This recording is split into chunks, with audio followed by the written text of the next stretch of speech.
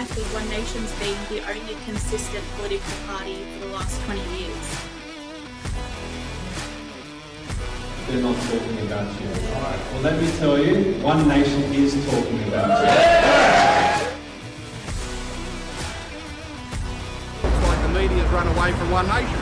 They're too scared to ask us any questions, mainly because we're straight talkers and we've got the answers. This is like a call to arms. You guys need to start making the real decisions and who you're going to vote for. Hi everyone, welcome back to the ExCandidates, episode 8. I'm Rebecca Thompson, joined by Adam Zara and Stephen Tripp. We're here today in the University of Technology, Sydney, where we've attended day 1 of the Friedman Conference. Adam, what do you hope to achieve by attending the Friedman Conference this weekend? Well, I'm really excited by some of the speakers that are coming, Rebecca, so I'm really looking forward to seeing Jacinta Price. I'd like to just see, I'm aligned with her on her views on Indigenous population and what we shouldn't be doing and how we can best help them. And I just really want to hear it from the source. I just would like to really just get a good understanding of what we can do, because there's a lot of virtue signalling with flags being raised and flags being taken down, and you're just never quite sure how that's going to benefit any of our population. Except divide us more. So to hear Jacinta Price's views would be great. And we're going to have other great speakers as well. I believe Malcolm Roberts, Craig Kelly, yeah, Matt Canavan. I'm actually really looking forward to. Obviously, we've met Malcolm Roberts and heard him speak plenty of times before. I haven't met him. I haven't met him either. I've met him. I've shook the man's hand. I've had photos taken. It's he's enlightening. He really knows what he's talking about, and he's got a good focus and vision, I believe. But I'm actually also looking forward to seeing Matt Canavan speak, because Matt Canavan's somebody who I've kind of been warm with, and then I've kind of gone, I don't know about that guy, and then kind of come back, so you get a little bit of I don't know where his real allegiances lie. Yeah. I mean, if he was with One Nation or something like that, I'd be like, right on. I wouldn't have to really think about it. Yes, but then all of a sudden he goes down a different line, and you're kind of like, so he's pro-renewables, then he was anti-renewables, then he was pro-coal, then he was anti-coal, now he's back on pro-coal. So he's very much a flip-flopper. So I'm really looking forward to seeing again from... And he was the one during the pandemic that was talking about having to be vaccinated to work in an abattoir or something like that. How's that the same thing, really? And that's the funny thing about the vaccination thing as well, is that you work with these people, you're almost with these people more than you see your family.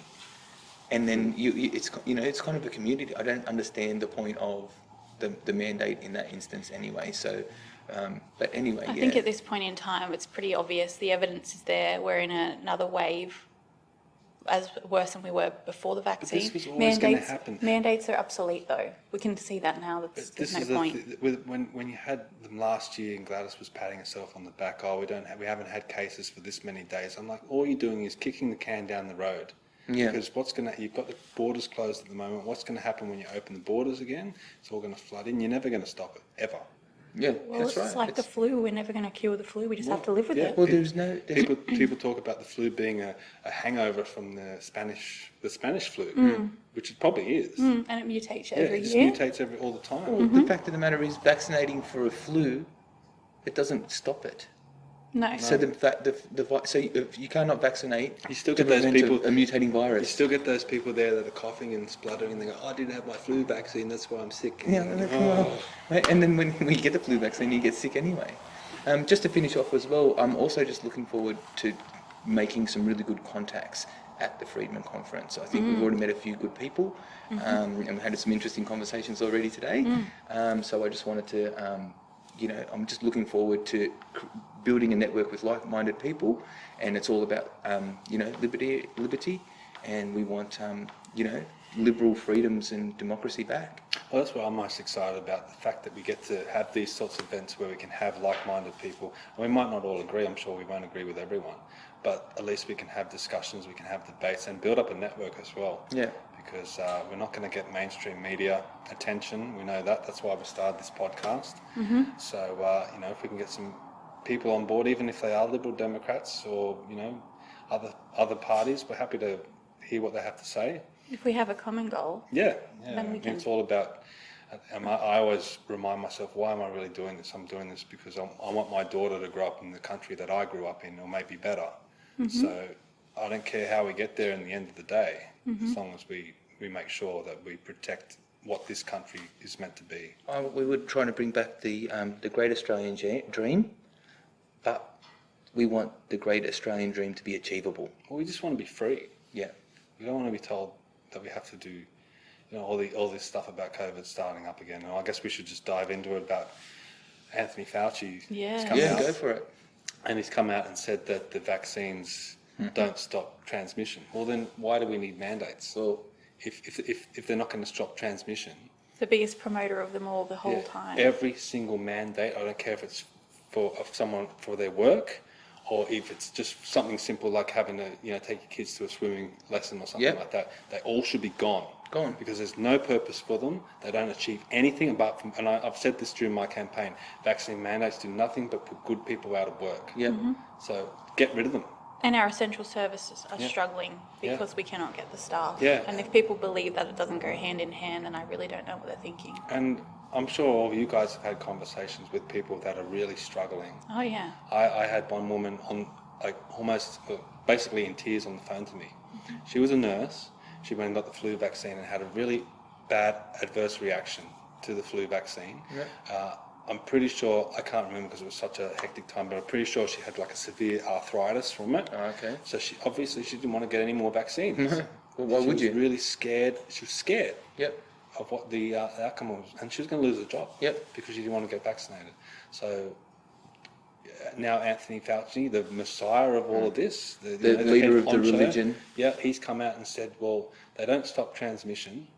He said they prevent serious disease. Okay, fair enough, maybe, who knows? The problem is, sorry to cut you off there, is that can you call anything serious that has a 99.5% survival rate if you contract it? It depends on your age group. If you're 80, I can understand that it is serious for those people. I believe it doesn't drop below a 99% survival rate. It's 97%. Is it for people over 97%? the age of 80. I thought it was not. I thought the 99.5 was the low one. I thought it was always 99, and it was like For 99.8. majority, unless you hit 80 plus, and then it's 97, which is still good odds. And what's the what was the what do you call it? Maximum survival? What's the average survival life rate? Oh, the average lifespan Span for an is Australian is 82? 83.5 years of age. All right. So if you're 80 years old and your percentage to go up was risky, well, you're already You've got a basically 3% chance of dying, though. Yeah. At the end of the day, there's people out there that feel safer taking them. That's Yeah. No fine. one's trying to That's stop right. them No from one's doing no one's that. trying to stop taking them. it. That's right.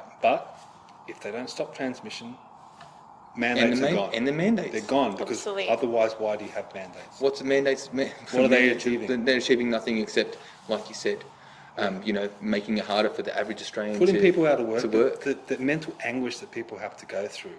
It even opens up the situation for the kids to come home not to be able to go to school. I'm trying not to touch the table. Well, I'm touching the table. Oh, so now we're editing this. We'll have to edit this now 'cause I was on a roll. Sorry. Sorry to break your roll. Well, thanks. Let's continue. We haven't done this live before, all three of us together It's in the nice same having room. us all It is here. really nice. I missed our podcast last week, even though we had a lot of good guests on. But this is good. Yeah. Maybe we should get our own studio or something. Maybe we should break into the UTS every Friday night. Rebecca's not going to come that far. She loves her Western life. So what hit you this week? What was a big topic that stood out for you? Oh, the division that's being caused by removing the flag from the New South Wales flag and replacing it with the Indigenous flag. I feel like that's just creating a huge division, and it just doesn't need to happen. It is, to me, it's 100% divisive. I feel it's just divisive. I mean, look, if you want to fly a flag, fly a flag, but I just feel like we're in New South Wales. New South Wales has the flag. The Premier, Dominic Perrottet, It's supposed is supposed to be representative of that flag. Mm-hmm. And he's like, well, we'll just rip it down and we'll just hang the Aboriginal flag up. My thing is, where does all of this lead? We've got the Aboriginal flag, now we have the Torres Strait Islander flag. We have I mean, Adam Bandt doesn't even stand by in front of the Australian flag, but other politicians stand behind all three flags. Which is showing unity. But it's going to get to the point where how many flags are we going to have up behind us? Well, in the foyer here, we've got As we walked in, the rainbow flag and flags we didn't even recognise. So there was Trans Pride, So there was the Indigenous Australian, so the Aboriginal flag, Torres Strait the Torres Strait Islander flag, Pride, the Rainbow flag, Pride, and the Trans Pride. and the Trans Pride flag. But no Australian And flag. all of this is going towards dividing us all. Yeah. Into our own little You all categories. stand behind your little flag. Yeah. And you're all and it's human nature. If you're going to split people off, they're going to be divided. Well, it's just like when you like New South Wales or you like Queensland Exactly. in the state of origin. Exactly. That's It what it's should be for. One flag. One flag. Who cares what it is? One flag. And obviously, the flag that we've fought under, and we've achieved so much. I mean, you only have to look around here. But we've built all of this. Under that flag. Yeah, we built all that on the lives that they sacrificed for that it's flag, hard for work. these opportunities. Yeah, it's not easy. I mean, I work in construction. It's not easy. It's not easy work, but we have achieved so much as a species. When you look at, I mean, even look in Australia, like after British and European settlement, obviously all of this was built in a small amount of time, really. 220 years? When you look, 230 years? It's a small amount of time. And 232 years. and you go around the world, and there's massive cities everywhere. There's massive cities in countries I haven't even heard of. Yeah. So when you think about what the human species has achieved, and we're always getting divided about how bad we are, how we're destroying the planet. I mean, this is great. This is fantastic. I agree with you, Stephen. This is a really nice. This is a nice spot, and I've always enjoyed man-made. Stand at the Sydney Habour. infrastructure. I worked on the Sydney Habour Bridge, and I used to go past there every day going to school. I never got sick of looking at that thing. When I used to work in the city, I used to go the long way around City Circle, so I could go across Circular Quay. Yeah. And it just when you come out of the tunnel and you just look out, and it's the most spectacular view. It's all man-made. That was a topic we discussed in an earlier episode about that option not maybe being For obsolete. the Cahill Express. Well, we're going going underground, so we'd miss that lovely view of the Opera House. And, Yeah. That's right. But it's just one of the nicest spots in the world. It's all man-made, and the people identify with the Harbour Bridge. That's Australian. Yeah. And not only that, all the different types of people working to achieve that. It's you can't just say, it was just a certain group of people under one flag. No, it was everyone. That's right. Everyone pitched in and played their role. Absolutely. So I mean, if you can put the Aboriginal flag up, you can put the New South Wales flag up. At the end of the day, it should just be one flag. And the more times you try and divide things, different, and there's always going to be different groups with things, but the more that we unify under the one symbol, that's where we're going. That's progress. I mean, that's why we're in a party called One Nation. That's right. The whole idea is that once you're here in this country, we're all achieving together. We're all working together. And we're all here for one lifestyle. That's right. And to enjoy. Yeah, and the Australian culture, we don't ask for much. No. You work hard, you obey the law, you give people a fair go. We're not asking for a hell of a lot. No, that's right. And you want to raise your family and you want to have children get an education the way you see fit, though, as a parent. You want them educated, not indoctrinated. Exactly. And the opportunity to own a home that's not going to, sink you completely. It's going to be manageable. Well, this is the idea about we need a party, or we need leaders in upper house, in the Senate, where it is about getting the Australian dream and making it achievable. What is the Australian dream? Well, what is the Australian dream? Is it, a house among the gum trees, with lots of plum trees, a dog or two and a barbecue, and a veranda at the back? Yeah. I think everyone's got a different interpretation of what it is, but it's all pretty much I think similar. it's just the freedom to be able to achieve what you want to achieve. Yeah. And be with left hard work. alone. Be left alone. Yeah. I think Allow us hard to make work- our own decisions about our lives and our health and everything else, our families. We're completely over-governed. We're completely over-regulated. Yes. Does it need to be that way? Well, you need a license for everything. Yep. So when the more time I've spent on the New South Wales government website, just through education for what needs to be done during the Even pandemic. regulations now to set up an Airbnb. Yeah. Like, it used to be, if you had a spare room, you would just rent it out, and that was it. Yep. Now you have to come up with an evacuation plan, you have to come up with a fire regulation plan, all these things just to be able to rent the room out, which I guess maybe, you could... But even if you go away with your family for a week and you decide, oh, I want to whip out the fishing rod, you've got to apply online for a fishing licence. Yeah. Well, as an adult, you have to. Children under, I think, 12 can fish without a licence. But now, there's certainly a line, because I heard someone explain once, back in the 70s, they would let their kids sit on their lap and drive the car and without a seatbelt. So maybe there's, obviously there's space for regulation, but it's just over the top now. Oh, I agree. Well, the thing is, I mean, like, that regulation kind of makes sense. Okay, if you've got your child in your lap in a car, which wouldn't have had a collapsible driving steering wheel column at that time. So, and they're driving down the street and you have a head-on. Well, it's not going to end pretty. No. I mean, the result is there. Yeah.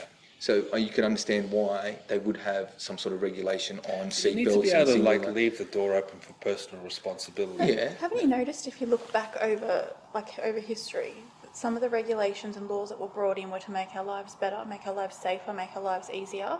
But then over the last, say, 10 years, they became restrictive, controlling, complicated, confusing, polar opposites. But that's from people writing legislation that aren't in touch. If you've got somebody writing legislation who gets driven around in a limousine or in a ministerial car, they're not in touch with reality. You got two factors. One is socialism, that want to control everything. Everything's collective. Everything's under the same banner. The other aspect of it as well is the bureaucracy. Yeah. It's overinflated, and at the end of the day, you've got people sitting there trying to justify their employment by coming up with these new regulations. Yeah. It happens in my industry. Like, people ask, why does construction take so long? Well, sometimes it's so over-engineered because you've got some designer sitting in an office justifying his employment by designing this thing that might look great on his resume, but when you go out to try and build it, it's like you're scratching your head. You're like, well, how am I going to build this? Why does it have this curve here? Why can't you just build it straight?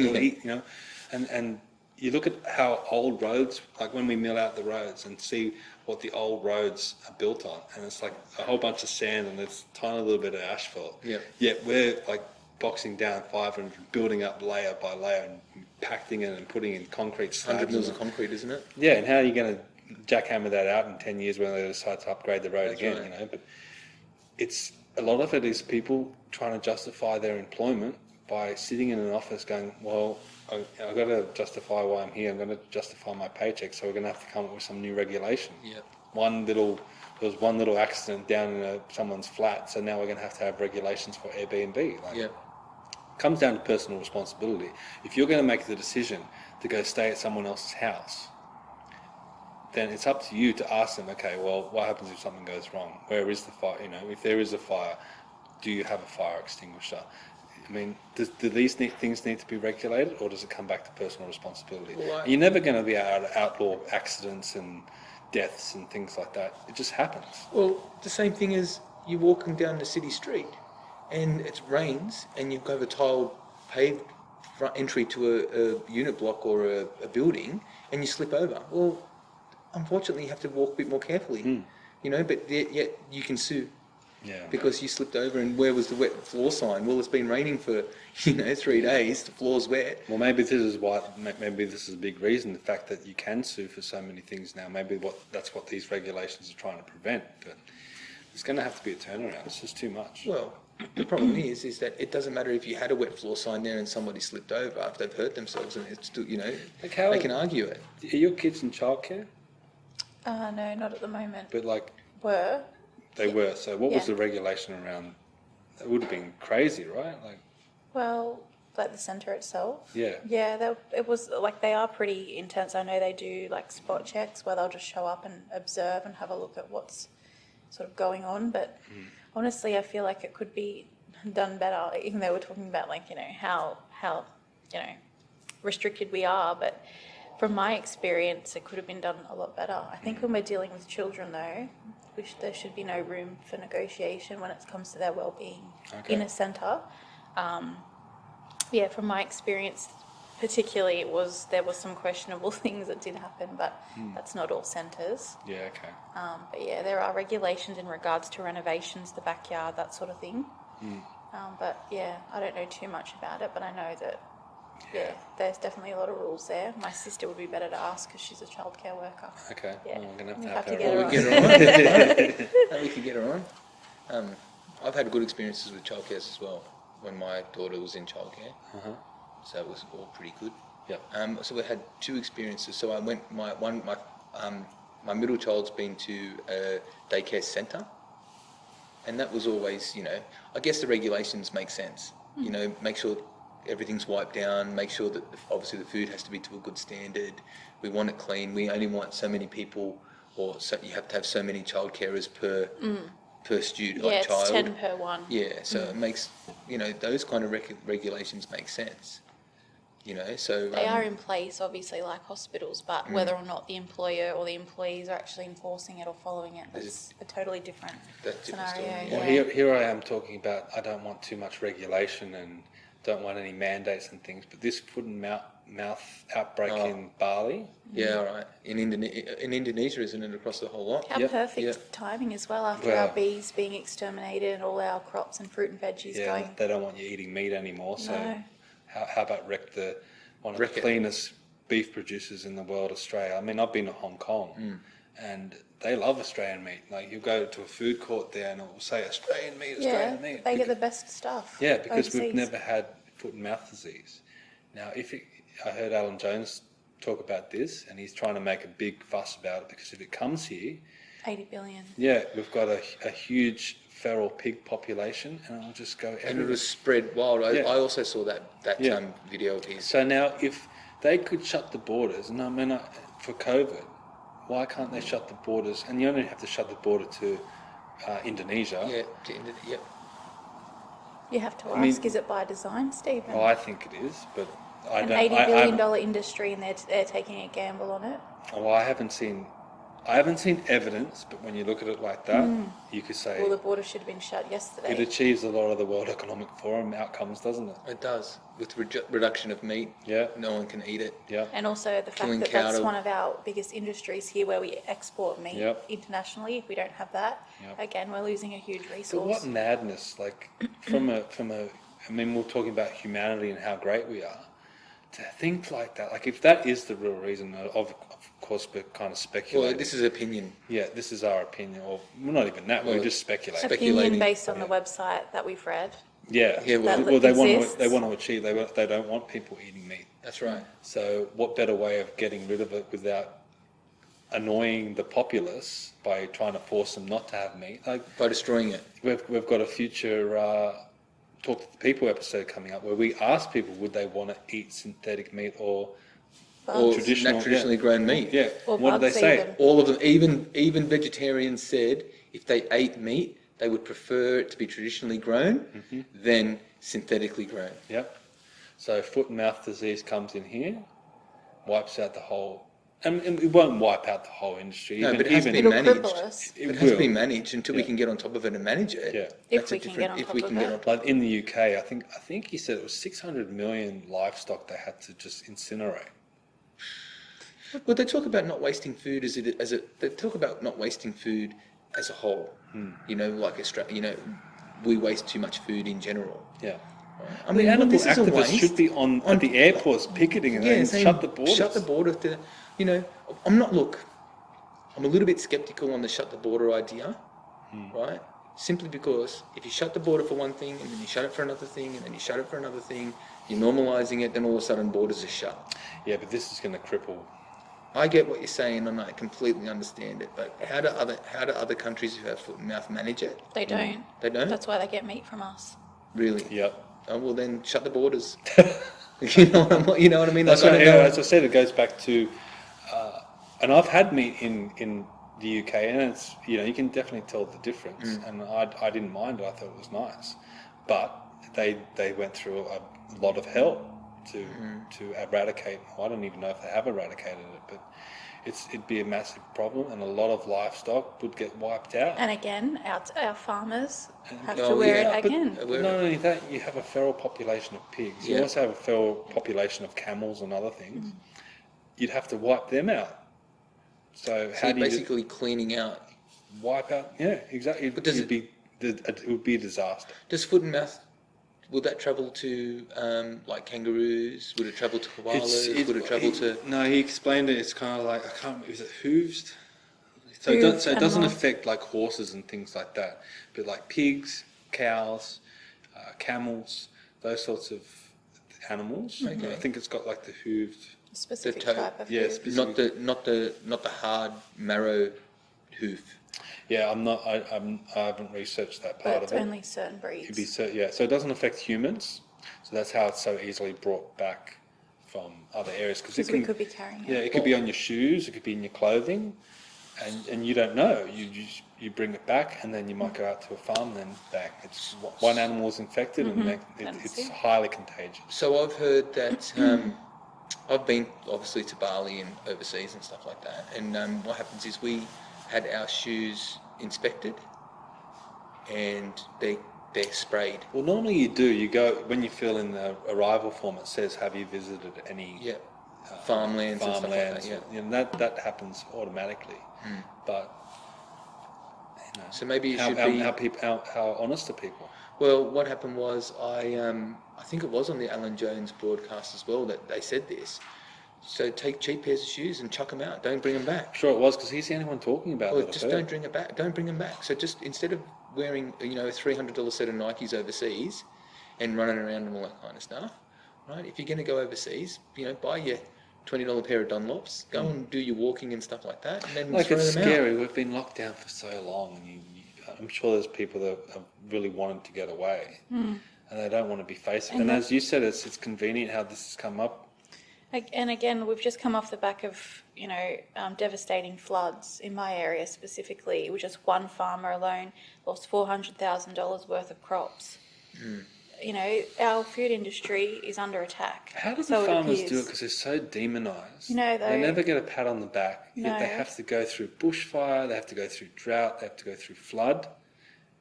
Now there's the threat of foot and mouth disease. Yet they still punch out the crops and because it's one of the toughest breeds in the world. And I was having a down day the other day, and I was driving in my car through Camden, and this exact farm that I'm talking about, I looked out my window at the lights, and there they had replanted everything again. Plowing again, yeah. And that just gave me hope that it's tough people. Aussie people, we are fighters, even though it feels like we're sort of not, Never give in. Yeah. Well, that's the great Australian way, aren't we? We're brawlers. Well, it's still there, which do. is nice to know after the last 2.5 years. It's got to have a bit of ticker. That's good. No, it's good to see that they'll replant, regrow. And start again. Support Australian. I've been supporting just everything Australian that I can get now. Yep. So now when I'm at the shops and I'll look for like crushed tomatoes or milk. Crushed tomatoes. Well, like crushed tinned. tomatoes, tinned tomatoes and stuff like that. Australian But brand. I'm just saying, Australian. I look for Australian brand. And if you drink milk, go Norco. Norco. So I've been buying Norco Liz milk. Moore there doing a lot of work up there at the moment. I'm telling you, it's delicious. So It is. I remember when Dick Smith came out with his range. That was, apart from maybe one or two things, most of it was amazing. Then he sold it to China. Did he really? Oh, God. Because they buy And his everything. peanut butter was horrible. That's what There was, I can't remember what it was, but there was something that he brought out was bad. But the other stuff was... Oh, and Probably the the Vegemite. jams. And the Probably the jams were Vegemite. not good either. Probably the Vegemite. Yeah, he did bring out his own. I remember he had real trouble with that because he couldn't... Basically, monopolised the whole market and he couldn't get in. I was, but I'm going to just back on the Norco milk. So we buy the two kinds of milk. So we buy full cream milk and light milk. We ran out of full cream milk, and I just felt like a bowl of cereal the other day. So I've gone, "Where's the milk?" And so, we're all out, but there's light milk. And I'm like, "Oh, light milk? Who wants light milk?" Was absolutely delicious. And no, we're not being sponsored by No, we're not Norco. We're sponsored. just fans. No, But if you But want if- to, but if if- you're Norco's well, listening, Norco, we're open to or it. 'cause A2 I'm- milk or someone, But I'm telling you, That Milko milk is actually very, very nice. Well, no, A2 is New Zealand, I think. I don't know, I just checked the labels. I just know that they were continuing to pay their workers and everything in Lismore during the floods, and they're doing a lot of great work up there. So obviously throw my full support behind anyone that's doing that for the community. Just since you said, Lismore now, what about that $100 million that Albanese's promised across to Ukraine? And we've got homeless people. That get $1,000 each, flood victims that have just lost everything. And we've got shanty towns. You know what annoys me most about that? People say, he's going to give $100,000 to Ukraine. That's taxpayers' money. $100 million. Sorry, I'm dyslexic. Yeah, no, you're all right. $100 million. That's taxpayers' money. Was there a referendum? Did I want my money to go over there? Because hell no, I didn't. I tell you what, if I contributed, I don't know what, $20 to that. I want my $20 to go up to Lismore. I'm going to work and working till April, not earning a cent because all of it's tax money, for them just to throw money everywhere. Yeah. And I would agree. Before it goes to Ukraine, it should address some of the issues here. And again, following One Nation's policies, Australians first. Yeah. And what do you say? 100 million. And you don't have. And it's not about white Australians. No. All Australians. And you live here. You're a citizen here. You're naturalised. You've come here the right way. Whether you're not even a citizen, if you've come across here and living here, right, under the correct visas. And you need our support. And you need our support. You can have it. That's the point. It's one nation. But yeah. And that's not just saying we have no compassion for international crisis, but we're in a crisis here right now. And it's not being addressed because, was it 65 flights Albanese's been on since becoming Prime Minister? Has he even been in the country since he's been Prime Minister? Well, he's holidaying here at the moment. Oh, he's holidaying, isn't he? Yeah. Well, I've said this a few times, and I'm sure I've said it on our podcast as well. But you can't help your friend if you've got a broken leg.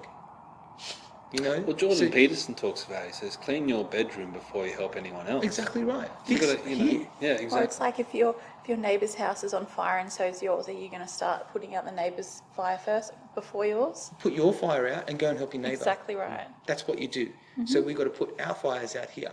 Yeah. And then we help our neighbours. It's not a problem. We're happy to humanitarian. We want to help people. We want to make sure that things are... We can't save the world. But we can't say... Well, we're not superheroes to do that. Mm. Let's save Australia first. Mm-hmm. Yeah, especially when we're basically getting rid of everything, getting rid of our coal industry and getting rid of all our economic advantages. Now, we brought up the foot and mouth threat. Manufacturing's gone. So how much can we help the rest of the world? Why can't we learn? Why doesn't our government learn, or the people in charge learn from other countries' mistakes?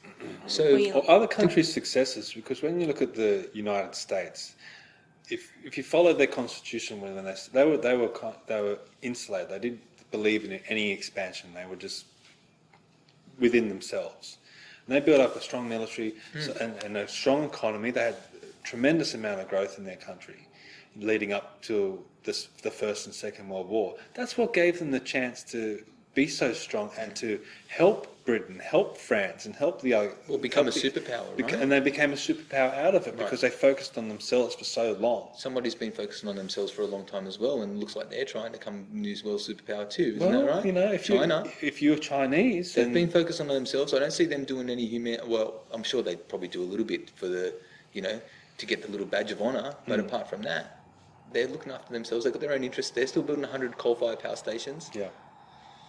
Yeah. So we definitely need to look after ourselves. But one thing I'm noticing, another topic, now that we've got this backdrop, and I don't know if it's coming through with the footage here, but the census revealed that over 1 million properties in Australia are untenanted. So a lot. I mean, if you look at the lights are out. The residential here, a lot of it's blacked out. So how many people? How many of these units? There's a whole floor almost. Well, I can confirm this because my previous career, prior to obviously getting involved with One Nation, was to do with property and property ownership and that sort of thing. And I can 100% confirm that the amount of empty vacant properties that are owned but nothing's being done with them, it's astronomical. And you've got people who can't get a rental property. Speaking with family just recently about the rental situation, it was 25 applicants for one property. Yeah. Out of 25 applicants, 23 were unemployed. Wow. Wow. Wow, that's scary. So- And they stand. It only takes those two other applicants to wipe all of them out because they don't stand a chance. But like, how did we get to this point where you've got people actually applying, that many people, families applying for one place that don't have work, when we've got units and properties that are being owned but they're empty and nothing's being done with them? Because we're building high-rise like here, we are here, but we're letting foreign investors come in and buy the lot. For their own benefits and for no benefit of anyone here. That's And right. it goes back to the One Nation policy about how we were going to restrict foreign ownership of residential property, That's right. which makes sense to me. It makes sense why the foreign people are buying the properties. I'm not saying that they're bad or they're evil or anything like No. that. In their it's a circumstances, smart business move. Exactly. Well, that's right. Exactly, but it comes back to looking after our own backyard first. And there's people, as you said, that are unemployed. They're struggling to pay the mortgage, pay the rent, whatever. And it goes back to inflation. If you're building up all these properties to match the demand, but half of that, or I don't know what the percentage is, but a percentage of that supply is not going into the system. It's only going to push prices up even further. So I wonder if we should float an idea, this is just an idea, not policy obviously, of why not, if while there's a housing crisis involved and people can't find homes, and we've stated why there's a bit of a crisis in housing, don't let anybody else don't let other people buy a second or third home. So if you own your own home, don't do property But investment. then you need those people to be landlords. Yeah. See, that's why you have negative gearing. So what the government is saying, that the government can't look after public housing for Right, everyone. right. So what they're saying is, all right, if you want to be an investor, we need you to help us out with the housing market, to provide housing for everyone. So what we'll do is we'll provide you negative gearing, whereas you go purchase a property, it might take you getting a loan to purchase that property. Those repayments come off your tax, and any expenses, any strata, other bills and things that you have, maintenance works and things, come off your taxes. That's what negative gearing is. The whole purpose of negative gearing is to encourage landlords to provide housing for everyone else. At an affordable price. Well, the market dictates that. Market's expensive. But you think what you'd rather is somebody come in and buy 3 or 4 houses that they intend on renting out. Not Exactly. just to hold and not do anything with, and there's families and people that need somewhere to live. So that's why the foreign ownership ban would be a good thing. Well, yes, exactly. But the British also faced this issue centuries ago, and that's why they had squatting laws.